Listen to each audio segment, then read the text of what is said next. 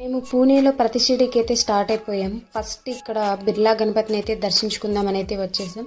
ఈ బిర్లా గణపతి నుంచి ప్రతి షిరిడీ అనేది 2.5 కిలోమీటర్స్ మాత్రమే ఉంటుంది.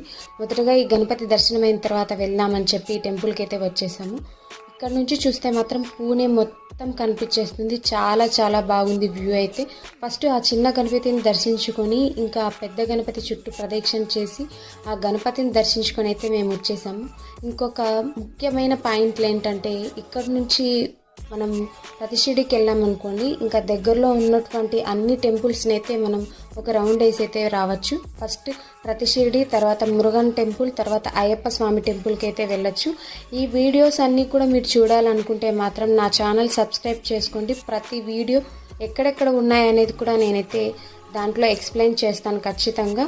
Please subscribe. మరిన్ని వీడియోల కోసం అయితే ఛానల్ని ఖచ్చితంగా సబ్స్క్రైబ్ చేసుకోండి. థ్యాంక్